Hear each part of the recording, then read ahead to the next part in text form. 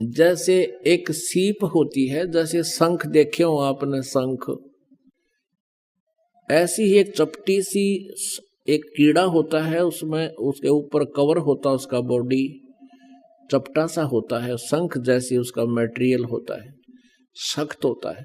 तो वो सीप जो होती है वो खारे समुद्र में रहती है और ऊपर आसमान से वर्षा हो रही हो और उसका मुंह खुला हो, उसमें वो क्या करती है, एक बूंद ऊपर के आसमान के जल की ले लेती है, स्वाति नक्षत्र बोलते हैं उसको, और उस बूंद को लेकर के वो वापस ही मुंह बंद कर लेती है और समुद्र में गोता लगा लेती है।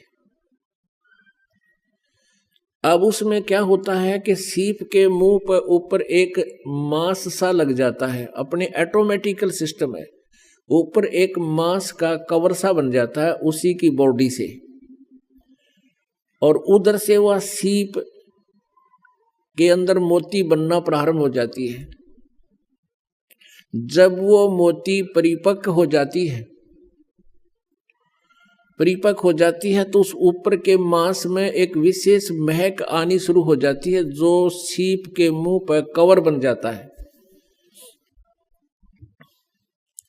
उस मांस में विशेष महक आती है, और एक पतले से मुंह की, बिल्कुल पतले से लंबे से मुंह वाली एक मछली होती है, उसको सुकचमीन कहा संतों ने। तो वो उस महक को आने से, उसको खाने के उद्देश्य से उस सीप के उस मांस के कवर पर, जैसे ऊपर एक छोटा सा कवर सा होता है, उसको खाने के उद्देश्य से ऐसे टक्कर मारती है। टक्कर मारते ही वो खाना खोने तो कुछ है नहीं, वो फूट जाता है, आर पार उसका मुंह निकल जाता है, वो मोती एकदम समुद्र में गिर जाती है। अब यहाँ इस आध्यात्मिक मार्ग को क्लियर करने के लिए, स्पष्ट करने के लिए कैसे समझाना चाहा है कि जैसे आप जी ने उपदेश ले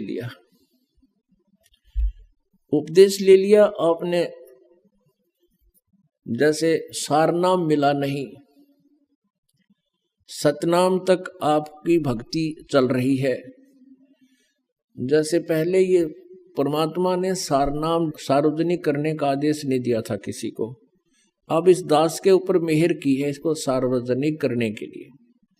तो इससे पहले जो ये भक्ति करते थे, परमात्मा ने खुद ये एक मंत्र भी ला करके इनको दे दिया था।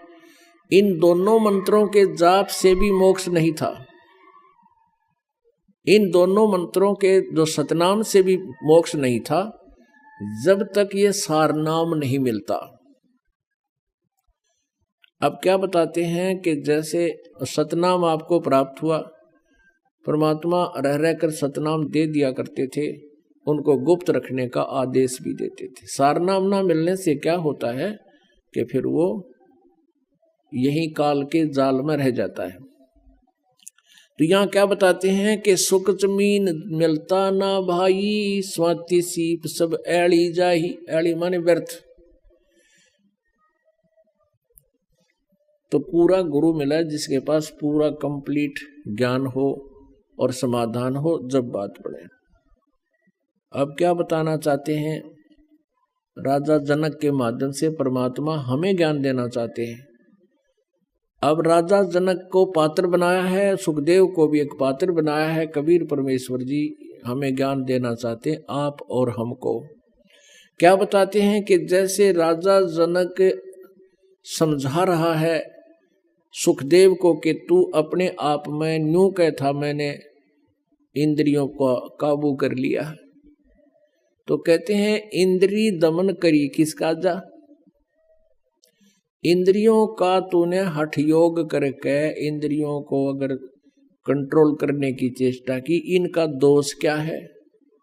क्या बताते हैं, इंद्री कर्म लगाओ किसके, जैसे जीवा लेप नहीं मधुरस के।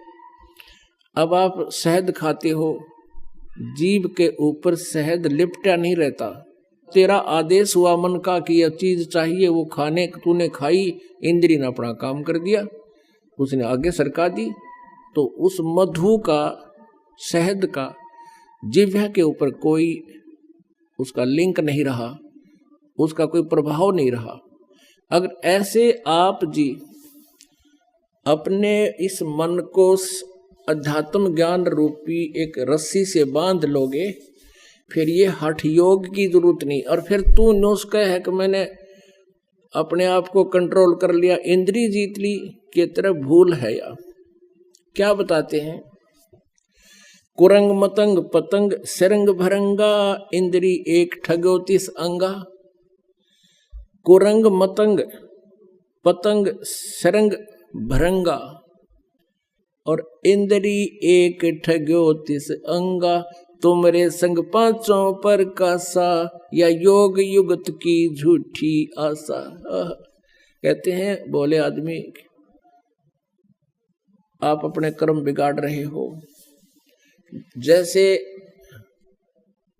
कुरंग हिरण होता है, कुरंग उसके कान का विषय होता है शब्द, शब्द के विषय पर वो इतना कायल होता है, इतना विवश होता है कि ये हिरण पकड़ने वाला, मृग पकड़ने वाला एक शिकारी एक प्रकार की एक धुन बनाता है सारंगी या अपने किसी यंत्र से, और उस धुन पर कान के कारण वो इतना विवश हो जाता है, हिरण आकर के उस शिकारी के सामने ऐसे मुख रख देता है और उस धुन के ऊपर इतना वो मोहित हो जाता है और वो उसको पकड़ कर और जा ले जाता है। फिर उसको उसकी मौत का कारण बन गया वो कान का विषय।